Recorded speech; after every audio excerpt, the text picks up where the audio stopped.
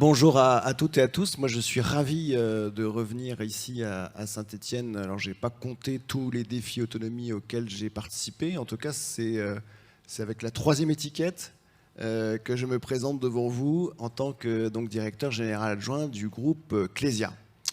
Alors, tout de suite, sans plus attendre, je crois que le moment est venu d'entendre le président de Senior Autonomie, de cette association qui fait vivre le défi autonomie, pour nous donner son regard sur, au fond, le sujet du vieillissement, de la perte d'autonomie, de la prévention de la perte d'autonomie. En 2022, Philippe Pillet, votre sentiment, votre appréciation, à vous. Merci, bonjour à toutes et à tous. Effectivement, donc c'est la 16e édition. Le regard, il est... je l'espère toujours aussi aiguisé, toujours en attente de ce que Rabelais appelait le nerf de la guerre. C'est-à-dire qu'on a quand même, il y a eu des avancées majeures au long de ces 15 années qui ne sont pas, restons modestes, elles ne sont pas dues uniquement au défi autonomie, mais enfin, je veux évoquer notamment la loi d'adaptation de la société au vieillissement, laquelle loi a été portée donc, par Michel Delaunay. Et Michel Delaunay, dans cette même salle, il y a quelques années, attendait, comme nous, elle attendait le volet financier. Tout le monde attend évidemment le volet financier, parce que c'est ce qui va faire qu'on va pouvoir rentrer véritablement dans quelque chose de très concret. Alors, il ne faut pas se méprendre sur mes propos. Il y a du financement qui existe, évidemment. Je salue dans la salle la CNSA. On n'oublie pas non plus l'assurance maladie, qui est un gros contributeur. Et puis, je veux aussi, évidemment, saluer... Alors, je ne sais pas s'il y a un ordre protocolaire, mais je vais déjà saluer les élus de la République, en commençant par le président du département. Le département, vous savez qu'il a la compétence sur l'action sociale, donc c'est quand même une chose tout à fait considérable. En général, dans les départements, c'est le premier poste de dépense. Et puis, je voulais saluer Nicole Auburdi au nom de la municipalité, qui œuvre aussi sur le même plan, avec d'autres actions évidemment. C'est tout à fait important. Et puis je vais finir par Éric Blachon, le président de la CNAV, qui, elle aussi, alors elle œuvre, je dirais, comme l'AGIRC et l'ARCO, elle œuvre principalement déjà en versant des pensions retraite, parce que dans le vieillissement, on peut quand même entrevoir le fait qu'on peut avoir droit à la retraite. Ce n'est pas une prestation d'assistance, la retraite, c'est un droit. Et puis ce droit, il est divisé pour les salariés du privé en tous les cas. Il est divisé en deux. La Caisse nationale vieillesse, via ses CARSAT, s'occupe de la pension dite de base, et la GIRC-ARCO, via les partenaires que vous avez, alors ils seront affichés, via les partenaires dans les institutions de retraite complémentaire, versent la retraite complémentaire. Donc je vais m'arrêter là pour ne pas être beaucoup plus long et les remercier les trois. Parfait. Alors, à Saint-Étienne, dans ce rendez-vous défi autonomie, on a toujours eu le soin de à la fois manier le maniement des concepts globaux, donc politique publique, perte d'autonomie, et puis en même temps les territoires. Parce que ces politiques publiques s'incarnent dans le cadre de territoires. Et on va d'abord passer peut-être à la municipalité effectivement de Saint-Étienne avec Nicole Auburdi qui va nous dire un mot sur la manière dont Saint-Étienne fait face à cette transition démographique qui est le vieillissement de la population. Merci. Bonjour à toutes et à tous. Nicole Auburdi, donc adjointe au maire aux personnes âgées. Moi, ça fait 8 ans que je fais ce défi autonomie et je suis ravie d'être toujours avec vous sur ce défi. Donc, moi, je voudrais vous expliquer ce que la ville de Saint-Étienne a mis en œuvre pour nos aînés. Donc, Saint-Étienne compte aujourd'hui 45 000 personnes au plus de 60 ans, soit un Stéphanois sur 4 avec l'augmentation de l'espérance de vie, un Stéphanois sur 3 sera un senior en 2030. C'est pourquoi nous anticipons une évolution démographique pour adapter notre ville au vieillissement. Nous sommes à ce que nos seniors ont la meilleure qualité de vie pour pouvoir maintenir leur autonomie le plus longtemps possible. Nous luttons contre l'isolement des seniors et sensibilisons les professionnels de santé au risque de la perte d'autonomie. Depuis 2016, nous sommes membres du réseau Ville Amie des aînés.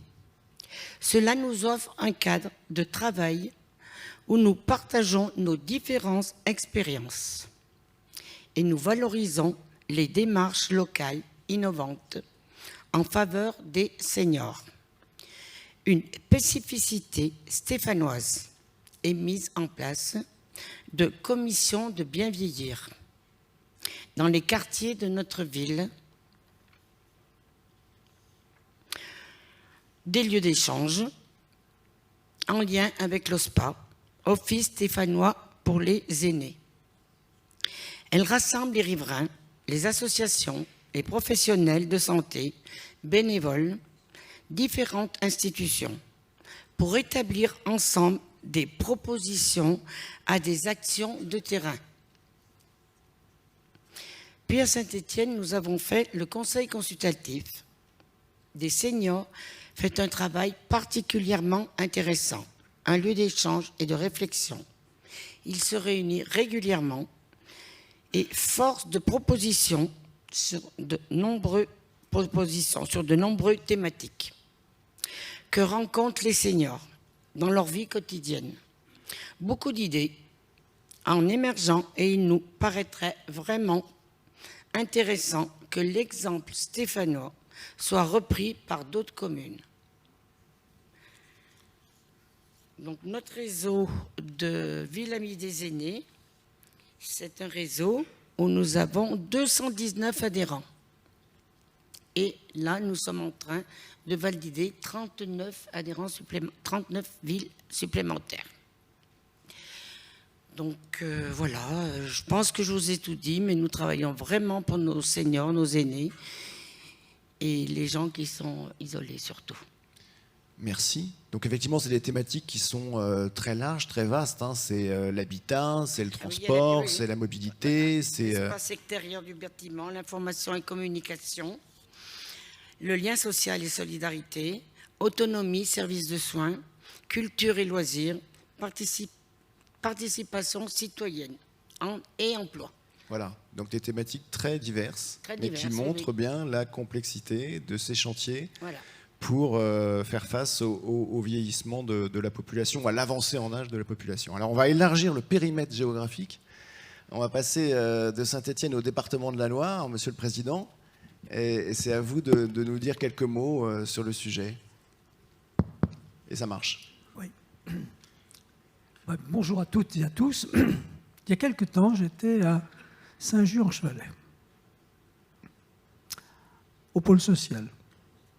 Et il y a une assistante sociale qui m'a raconté une affaire. Elle m'a dit qu'elle était allée chez une dame, 85 ans, elle habitait un écart, et quand elle est rentrée chez elle, la dame s'est mise à pleurer. Alors l'assistante sociale lui a dit « Qu'est-ce qui se passe? Vous avez un problème? Il y a quelque chose qui ne va pas ?» Elle m'a dit « Non, c'est que je suis heureuse. Ça fait 10 ans que personne n'était rentré chez moi. » Je crois qu'avec une anecdote comme ça, eh bien, on découvre la profondeur de la détresse de nos personnes âgées. Alors en ville, bien sûr, parce que ce n'est pas parce qu'il y a du monde autour de soi qu'on est associé, mais dans la campagne aussi. Et puis, je suis allé, il n'y a pas tellement longtemps, à Saint-Romain-d'Urfé. Alors à Saint-Romain-d'Urfé, il y a une MARPA. Merci Henri Jouve. Très bien. C'est une MARPA, une petite MARPA, une vingtaine de places. Alors quand je suis rentré, avec la directrice, là, qui était très bien, tout ça, il y avait des filles, un peu âgées. Il y avait des filles quand même. Alors elles étaient en train de discuter, elles avaient bu un petit café, je pense. Puis je dis, les garçons, ils sont où? Mais ils sont allés faire du sport. Alors ça a été un bon moment aussi. Parce qu'ils rentraient de faire de la marche. Il y avait un ancien pompier, et puis il y avait un monsieur, et je n'ai pas compris pourquoi il était encordé. On m'a dit, c'est parce qu'il est aveugle. Et la cordée, ça prenait tout son sens. Et puis dans ce village, il n'y a plus d'école, il n'y avait plus de commerce, il n'y avait plus rien. Eh bien, à la Marpa, ils avaient fait un petit bar coopératif où les gens venaient et puis ils discutaient. Et puis ils se sont dit, il n'y a pas de commerce ici. Alors ils ont fait un petit commerce collectif. Ah, pas ouvert tous les jours, bien sûr, mais 4 jours par semaine, 4 après-midi. Puis on n'y trouve pas tout, mais on y trouve pas mal de choses, tous les produits de première urgence. Eh bien, ça, c'est effectivement ce qu'il faut qu'on fasse. Parce que aujourd'hui, c'est pas tout de vieillir. Un Ligérien sur 4, comme à Saint-Étienne, il a plus de 60 ans. Les plus de 60 ans, pour les hommes, 23,4 années d'espérance de vie.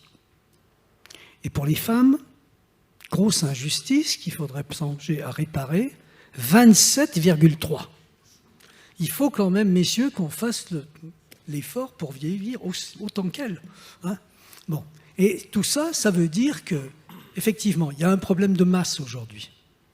Et face à ça, il y a un problème financier d'abord. Parce que l'autonomie pour le département de la Loire, c'est 173 personnes qui bossent à temps plein, et c'est 243 millions. Ça fait... Notre budget, il est de 890 à peu près. Hein, donc, ça fait beaucoup. Ça fait beaucoup. Le social, c'est 65% dans la totalité. Mais dans le social, il y a d'autres choses. Il y a les enfants, et puis il y a ceux qui n'ont pas d'emploi, qui sont au RSA. Et je crois que face à ça, il faut qu'on se dise, on n'y arrivera pas si on est tout seul. Et donc, il faut qu'on trouve des partenaires. Alors, les partenaires, c'est pour retarder au maximum l'âge d'entrée en résidence. C'est ça qui est essentiel. Et pour ça, il faut qu'on maintienne les gens à domicile. Alors, on essaye tout. Hein. Il y a des trucs qui marchent, il y a des trucs qui ne marchent pas. Moi, je suis un peu le garcimore de la politique. Vous savez, des fois ça marche, des fois ça ne marche pas. Hein. Mais des fois ça marche et ça marche bien. Mais ce que j'adresse, moi, comme message aux personnes âgées, c'est aidez-vous d'abord. Luttez contre la sédentarité. Luttez contre, effectivement, ces idées noires qui pourraient vous venir. Parce que le mental, comme dans tout état, toute maladie, le mental est essentiel. Alors je crois effectivement qu'il faut lancer un appel au peuple et dire aux gens, eh ben, engagez-vous, mettez-vous dans la vie associative. Parce que quand on bosse, quand on se dévoue pour quelque chose, eh bien, on n'a pas le temps de penser à ces petites misères à soi. Et on participe à une autre collectif. Et je crois que c'est ça, faire nation. Se dire qu'en France, qui est un pays qui, je le dis parfois, me semble au bord de l'explosion, hein, on a des antagonismes qui sont au cœur de notre société, eh bien on a besoin de se réunir. Et la cause des personnes âgées, ça doit être une grande cause nationale. Ça doit être une cause qui nous permet à tous, eh bien effectivement, d'aller de l'avant, de progresser. Alors bien sûr, le département, mais comme l'État aussi, parce qu'il ne faut pas toujours dire c'est la faute à celui qui est au-dessus, c'est la faute à celui qui devrait donner plus d'argent. L'argent, on ne l'invente pas. Hein. Moi, ma grand-mère, qui était une femme tout à fait intelligente, elle m'a dit 3 choses qui m'ont servi dans ma vie. Elle m'a dit on dépense que l'argent qu'on a gagné, on est trop pauvre pour acheter bon marché, et il y a toujours quelqu'un qui paye les galoches. Alors dites-vous bien que si ce n'est pas vous qui les payez, c'est votre voisin. Et ça, ce n'est pas une bonne chose. Alors je crois que tous ensemble, pour vous, avec vous, ensemble, eh bien, on arrivera à des solutions. Merci.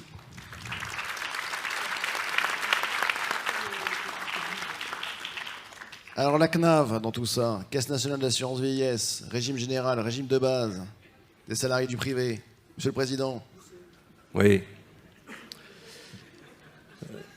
Merci Pierre. Non, j'aimerais saluer la présence de l'ancien président de la CNAV qui a fait un excellent travail concernant la réflexion sur l'autonomie des seniors, qui est un sujet fondamental, qui est un sujet qui pour nous tous aujourd'hui nous parle. ce qui est important, c'est de voir que cette réflexion sur les seniors, elle est la préoccupation à tous les niveaux, au niveau local, au niveau régional, au niveau national. Et j'en profite pour saluer Dominique Lévaux, qui nous a fait plusieurs rapports sur ces problématiques de l'autonomie. Ce qui est important, et c'est un peu la démarche de Défi Autonomie, c'est de se dire que quand il y a une volonté, il y a un chemin. Ça, c'est pas de moi, hein. Il y en a plusieurs qui ont sorti cette citation. On l'attribue à Churchill, on l'attribue à Einstein et à d'autres. Simplement, je crois que la volonté affirmée depuis 16 années, c'est de se dire il faut qu'à un moment donné, l'État trouve les moyens de faire en sorte que nos seniors soient plus un problème. Et aujourd'hui, je l'ai répété à plusieurs reprises au cours de cette journée, on est dans une situation qui doit nous alarmer, puisque en 2030, il y aura 21 millions de personnes qui auront atteint l'âge de 60 ans, et il y aura énormément de 80 ans, et heureusement, c'est bien de vivre vieux, mais il faut qu'on puisse leur donner la possibilité de pouvoir rester le plus longtemps chez eux. Comme le disait Georges, comme l'a dit Nicole, il est vrai qu'on travaille sur l'habitat, on travaille sur le lien social, on travaille sur l'alimentation. On essaye de mettre dans les meilleures conditions nos seniors pour qu'ils puissent avoir une vie décente, une vie qu'ils ont envie de construire chez eux. Et ça, c'est un élément important. Alors, le niveau national, la CNAV, met des moyens conséquents avec une délégation sur les régions, hein, puisque nous avons aujourd'hui la chance d'avoir le directeur de la CARSAT Rhône-Alpes avec nous. On a la directrice de l'action sociale aussi qui est là, Sylvie Salavert, Yves Corvézier, qui font un travail remarquable et magnifique en concertation avec le conseil départemental, parce qu'on est soucieux des deniers publics, c'est une évidence, et on essaye d'avoir une pertinence chaque fois qu'on finance des opérations. La MSA fait partie aussi de cette relation privilégiée que nous avons. Je salue le président Henri Jouve. Donc nous sommes préoccupés par cette ambition, et je trouve que le défi autonomie toutes les années nous permet de réfléchir sur la manière la plus appropriée pour pouvoir trouver les solutions les plus pertinentes. Merci beaucoup. On peut applaudir.